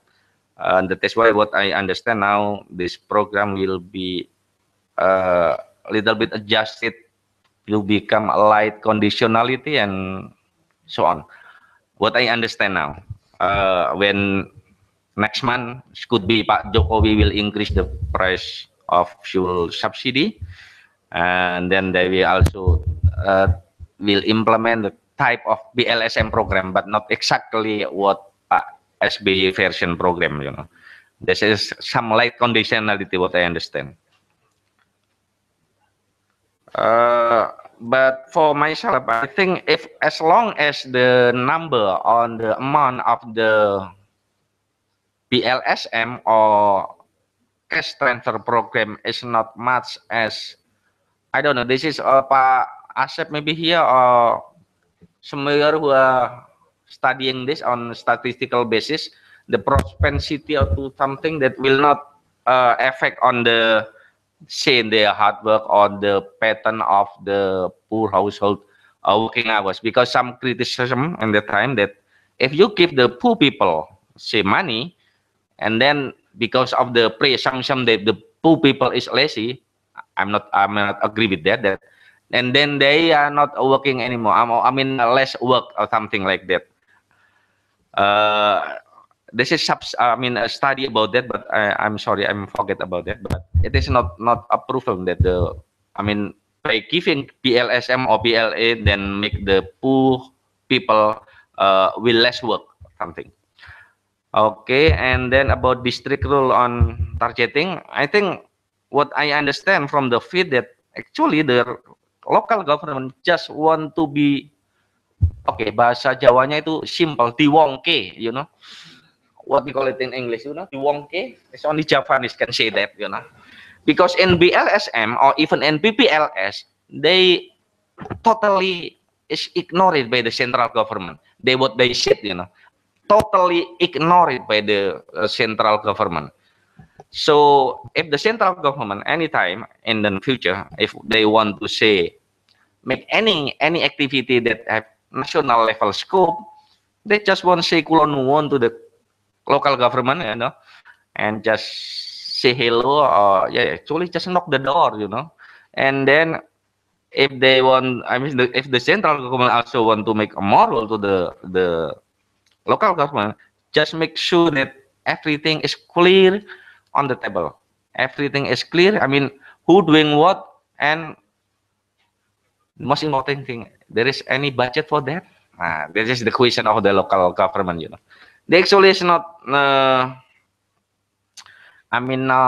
want to involve with the central government, as long as the rule is clear and also the budget mechanism also clear, and they also need some preparation, some time, because if the central government want to involve the local budget, they have to say year later the central government have to announce that, okay, local government, you have to prepare some budget for this activity and so on. Just let them know. Actually, that's not as simple as that. What I understand from our discussion with many, with all the what we call our sample in 10 district or kabupaten. Simple. They want to be diwongke. You don't understand it. Diwongke, you don't understand diwongke? Maybe it's no translation of that in English. You know? Okay, Pak Rudy, about sample, I said this beauty of qualitative too. Even I don't know that the World Bank also doing the same study. If I know, maybe I will not involve in the study. What for? No, this is the tugas dari TNP. But frankly, Pak Rudy, we don't know that the World Bank also doing the same study. But of course, because we don't know, we are going to the different sample using different instrument. But amazing that our result, our finding have mostly similar. Or in some case, I mean, the exact, yeah, exact finding. This is the beauty of research. Okay. And for the first question about, well, if I'm not mistaken, I was asking about the how to make sure that 15.5 million targeted, I mean, reach the beneficiaries. Is it correct? Huh? Cheap. Oh, yeah, it is. Oh, no, not 100% achieve it. It's about 90. I have no number, but I want to forget about 95 something percent. That 15.5 million KPS, the social security card, is delivery to the beneficiary, thanks to the PT Pos Indonesia. That's it. Not 100%, 95 something. Yeah, almost 100. Okay, thank you. If you want about conflict, it's your turn. Okay. It appears that Sultan has already answered most of the questions quite adequately, I think. Perhaps one thing to say about the sampling, the research, we were looking at different things here. I think the SMERU report is excellent in terms of the detail that it provides on the operational issues that were encountered in BLSM. And I mean, this is stuff that's really important in order to help to do things better in future programs, which I'm a little bit more optimistic or perhaps pessimistic that there will be similar kinds of transfers happening in future, even if they're not called the same name or even if it's not. Yeah. So, I mean, what we were really looking at were social impacts in BLSM, and I think one of the reasons we wanted to focus on that was because this is an issue which crops up again and again, and we kind of deal with it in research, but not in a particularly holistic way, not in a particularly focused way, and so we really wanted to see, can we get strong evidence about this stuff and why it's happening. Maybe I should just look at your question, Pat Rudy, which was, I think, about the link between trust and violence. It was certainly the case in the very few incidents of violence that issues of trusts were apparent. These are things that came to us from newspaper monitoring, right? We didn't go to every location where there was violence. We purposefully selected, I think, in the end, 2 locations where violent incidents did occur. In fact, sorry, just one where violence occurred, but 1 or 2 others where protests had occurred. In general, the findings about vertical social capital, deterioration in vertical social capital, and about protests and about violence were all related to issues of trust in local leaders. I think it's interesting to maybe communicate that to village leaders, but I also suspect that where that kind of communication works, you'll already be preaching to the converted. The village heads who are not trusted are probably not people who are necessarily going to quickly reform themselves. I think one of the very interesting things that we found was maybe just a tambahan. These problems tended to happen in rural areas and not in urban ones. I already talked about that.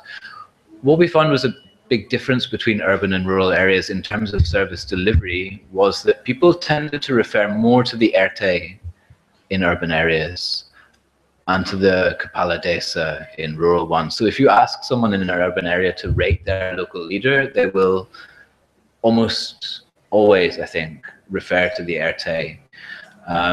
The village head, by contrast, in rural locations is the person who really has seen where the buck stops. And people usually, when they're asked to rate their local leader, will look straight to the village head. So I think in terms of service delivery, what we see is the ERTE in urban areas and Kepala Desa in rural ones. And what was particularly striking is that ERTE tended to be trusted. No one really wanted in our study villages, except in one, I think, where they could actually sell votes. No one really wanted to be an ERTE because they saw very little profit in it. It was usually something which people almost felt forced into doing. And I remember at this Big Ideas Days conference, Anis Baswedan made the point that really not enough people want to become ERTE. It seems to be a known phenomenon. I think part of the reason for that, of course, is that there are very few resources which can accrue to you. If you do become ERTE, you find yourself having to attend weddings, funerals all the time, and you get very little benefit for it. But I think the flip side of that is that people don't tend to distrust their ERTE terribly much because they don't see them corrupting large amounts of money or failing to deliver on promises. What we did see in the rural locations was that was where distrust of leaders really occurs. I mean, it was something like 70% or 60% of rural locations. We found trust in local leaders was not strong. So that's more than the majority of rural areas. There are problems with local leadership to at least some extent. They're usually not terribly intense, but where they are, those are the places where you're definitely going to find problems. We found a very strong correlation between levels of trust, high, medium, and low, and whether problems were going to occur. Yeah, just that, I think.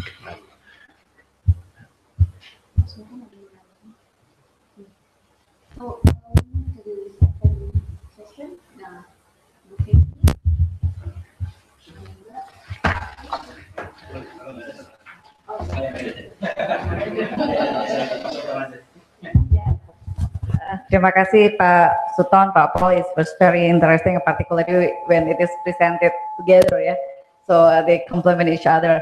First, to Pak Sulton, I want to ask clarification on the exclusion error rate because I think it's quite high. Was it coming from the first study or the second one?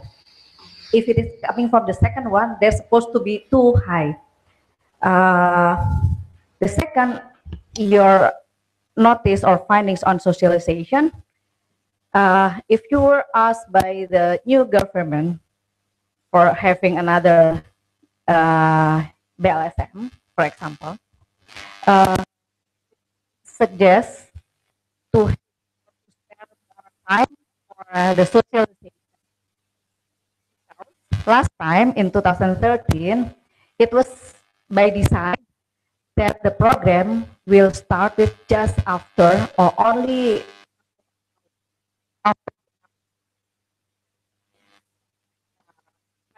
the price, despite that the price of the many commodities already increased earlier, yeah. So when you ask by the government, by the government, will you suggest that they will need to spare sometimes on socialization? No need to hurry. Just after the announcement. For Pak Paul, this relate on your findings, key findings, as well as the implication. First about the conduct large-scale socialization and social protection targeting at the village. I want to ask whether there was an intention or this is actually coming from the previous perception in which Musdes Muskel is biased Java. So is it doable to have better targeting at the village level? Particularly when we want to have a large-scale targeting at the village level. That's related to my second point. Think about that we're gonna have implement the Undang-Undang Desa, and the money will be greater down there. So again, if you were asked by the government, will you still suggest the BLSM for the new government if the targeting as well as the money is down there? Having said that, there are some implication on the social conflict and the social capital and so on. Thank you, Pak.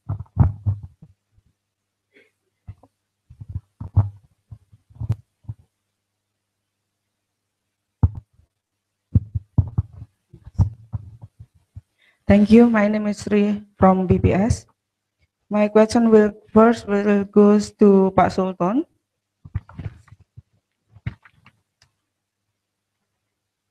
That related to the reasonably high exclusion error.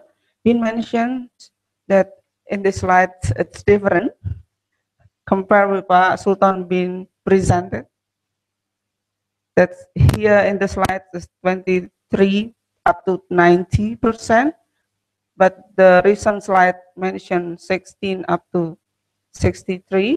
That's my question is this accumulation from the whole of a sample being observed or just a spirited area I just need clarification this one because it's very huge.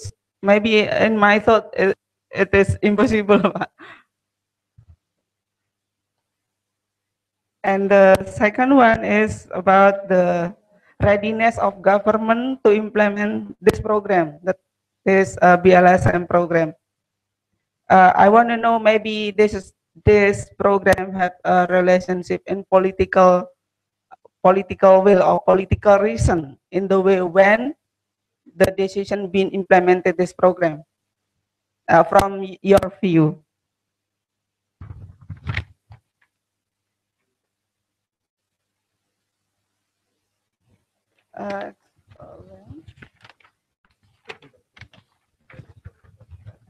And the third is about the conflict.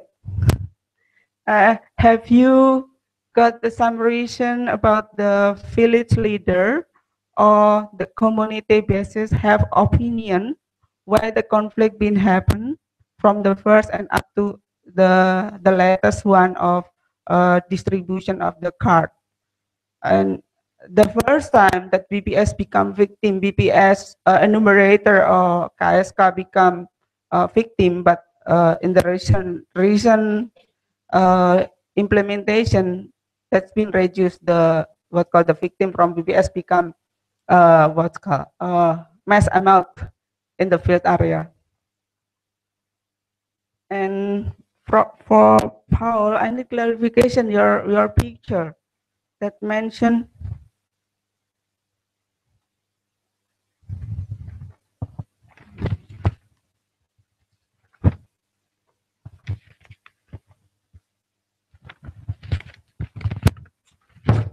your picture about leaders how to manage problems.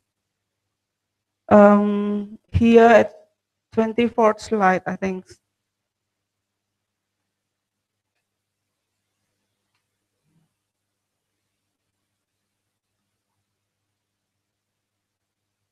Not yet. Maybe Paul should have a look the picture. The leaders how to manage problem, but were more successful when trusted. Your picture didn't. There is no sign. It is percent or occurrence or person. Sorry. Yeah, your picture here. Yeah, I need a clarification this. And the second is about the KSK involvement in this program that you mentioned. Designer facilitators played a little role. I think in this case, KSK they do not involve. They just involve in the primary data collection. I want to know why you put this statement. Thank you.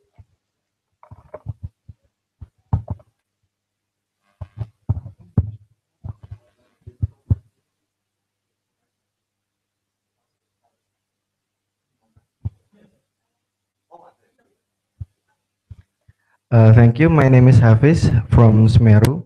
I would like to ask two questions to Mr. Adams. My first question is, I forgot.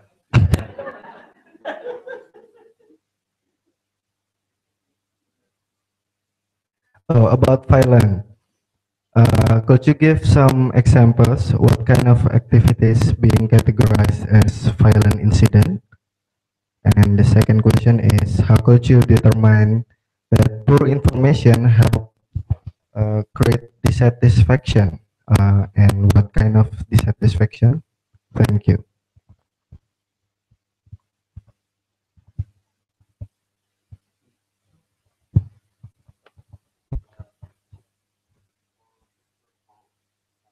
Based on your expert opinion, from your research, do you think that this conflict is more constructive for democracy or is a destructive conflict? Thank you.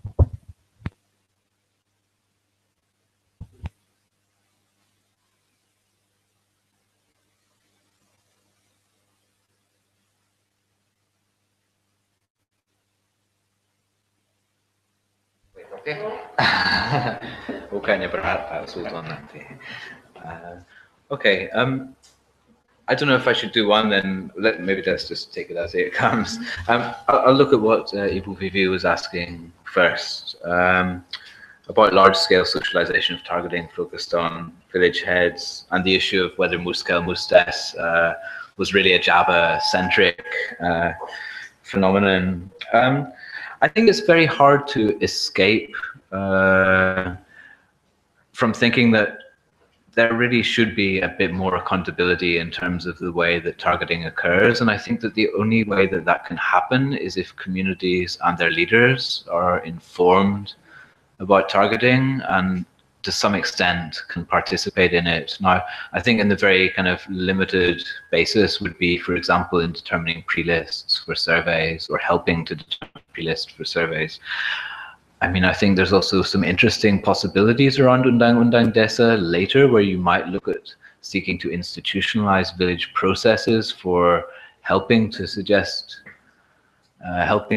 targeting or survey candidates, or helping to, one might even consider weighting estimation towards limited numbers of people who are ditandai sebagai orang paling rentan atau apa.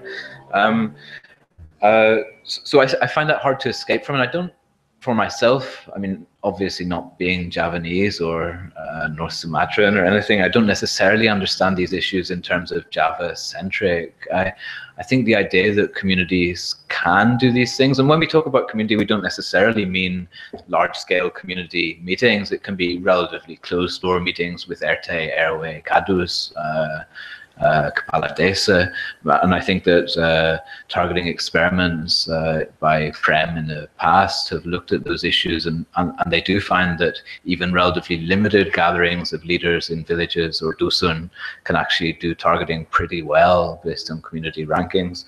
So I'm not sure I particularly see that as a Java, non-Java issue, and I do think that the issue of accountability is something which needs to be addressed.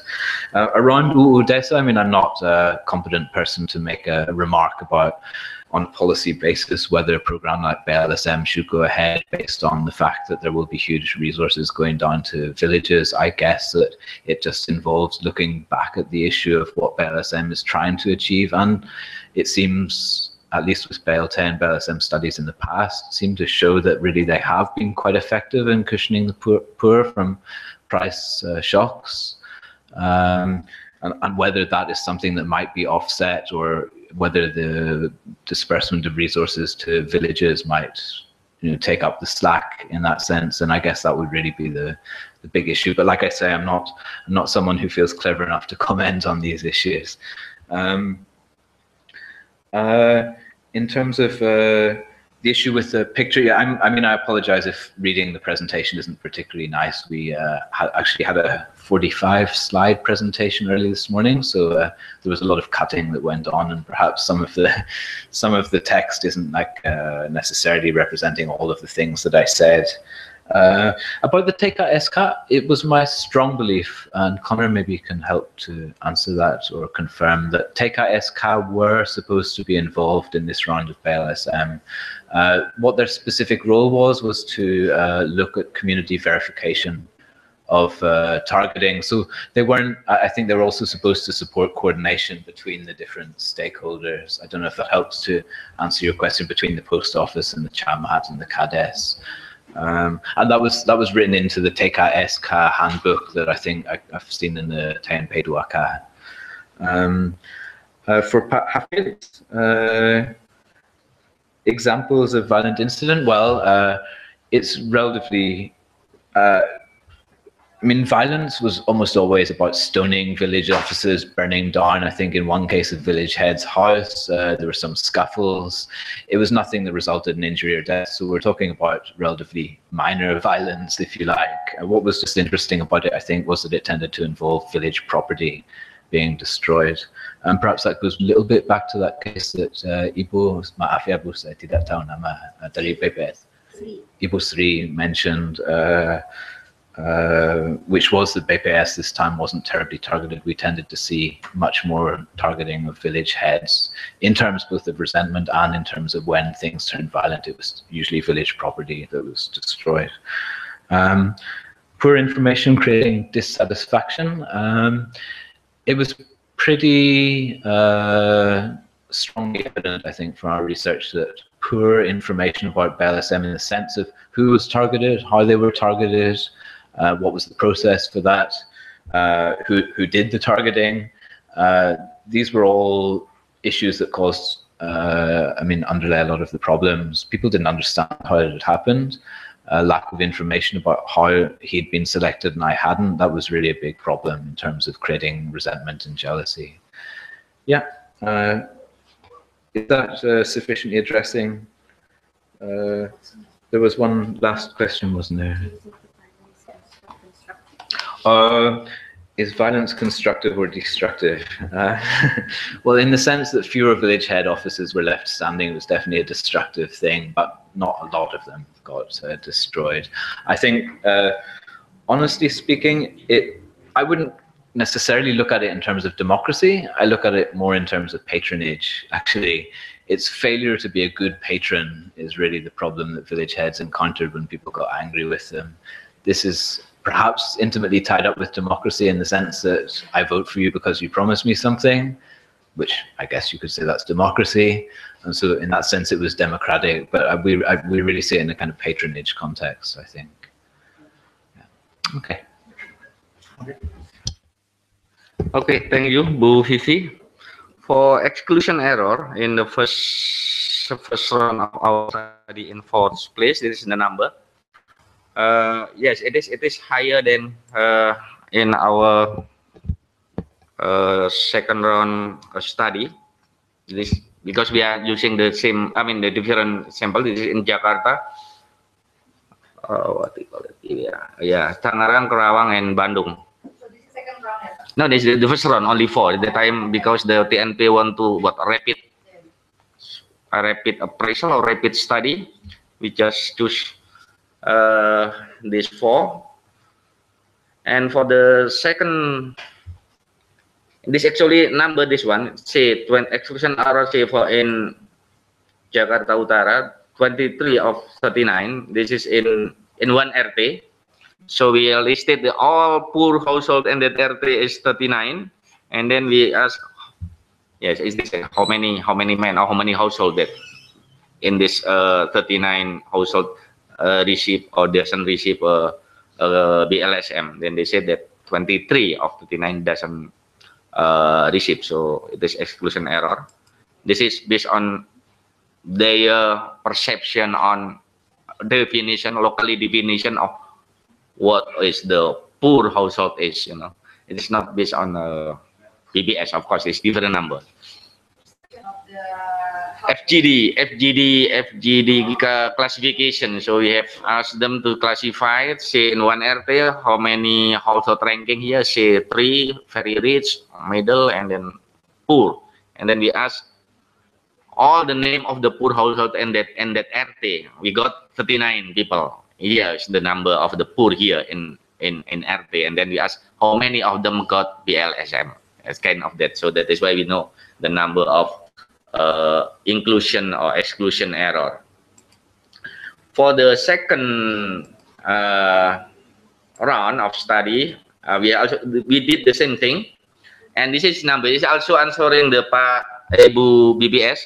Yes, you were what we will hand out. We give you, quote unquote, the wrong number because also the correct number depend on how we calculate it, As I mentioned earlier, that in each FGD we ask the participant to list 30 people, the poorest 30 people, and that community and that RW and that dusun. We ask only 30 people. We ask to rank them from the lowest up to the number 30, If we use this as a, what we call it, pembagi, denominator or something to call it. Yeah, we get this number, Bu Sri. It is what you have in your handout. But in this one, in this yellow shadow, I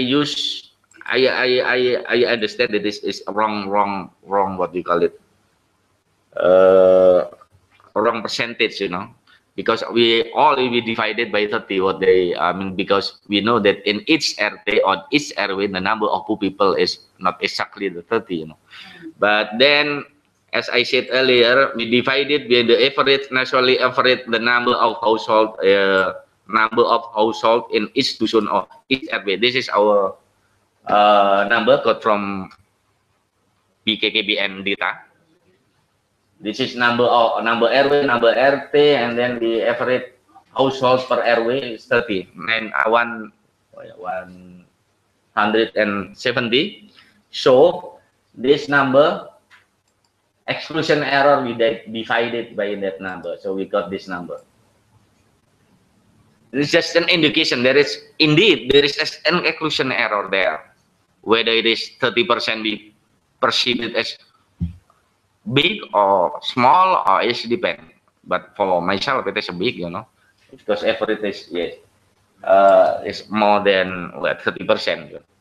So meaning. There was already and also there is. Yeah, but unfortunately, we from 20 dusun RW our sample, we only got one musdes muskel. The others, because of, as I mentioned earlier, the reason of socialization and so on, and they don't want to musdes. They don't want. Basically, simple as that. All kepala desa we interviewed. No, I don't know. I don't want to have musdes muskel in this BLSM. This is the answer. And about socialization, yes, if in the case it's like now, this is hard question, actually. If we make more preparation to socialization that, okay, Pak Jokowi, for example, announced today, in 30 of November, for example, or 1 of December, we have to increase the fuel subsidy. Of course, the inflation is right now will increase. It is not wise to, you know, to in this of type of a program. But if not, maybe the similar case will happen too, that the socialization, if we are not prepared well, and then the targeted and the other effect of this program will still happen in the field.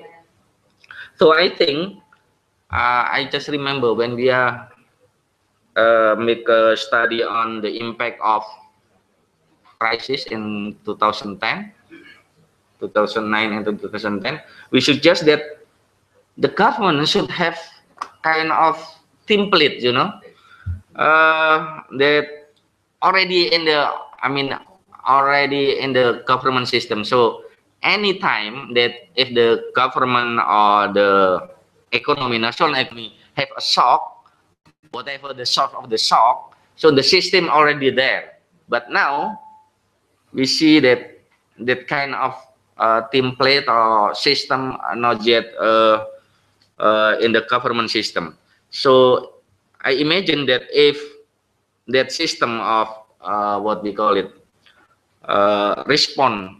shock response already in place, so anytime, even without any announcement, if say today Pak Jokowi on the increasing BBM subsidies, the BBM price, if the government already have the template or system of mitigated the shock, so without any socialization, I think it's okay, Bu Vivi. So she just using the I don't know, but we have to prepare this, properly, you know. How in practice actually what we mentioned by the system of mitigation and from the economic shock, any shock, even including the what we call it the policy shock. Okay, and then for political reason, for BLT Pak Jokowi, yes, some of political reason, also some is economic reason. See, Bu Sri, if you give me BLSM say 1 million amount now, I will quit from SMERU. This is the negative impact maybe. So that is why, as I said earlier, this is depend on the amount. If the amount is not have significant impact on changing the behavior of the recipient, I think it's okay.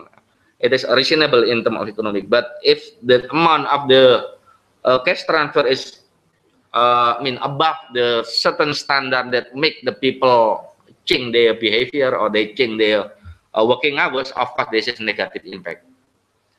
Bu Sri yang yeah, Bu Sri, yeah. Yeah, example, if you give me 10 million a month as a cash transfer, I will quit right now from SMERU. It is will change the behavior. It depends on the incentive, you know, the incentive on the program.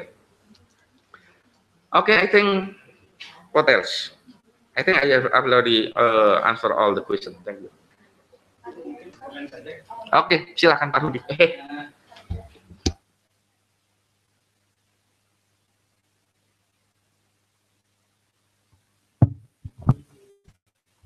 We presented number or percentage, Pak. You can clarify here that this exclusion number or percentage based on perception of the FGD participant. But when we presented this, or someone read these presentations, or without someone get this presentation, oh, actually exclusion error is really high. So we have to be, when you present this here, you have to note it here that this is based on perception of the participant, not based on criteria of the data. You know what I mean? So because when people say, wow, the exclusion error is high, but this is not the case, right? Not based on the criteria BPS data. Now, yeah, that's why the issue is here.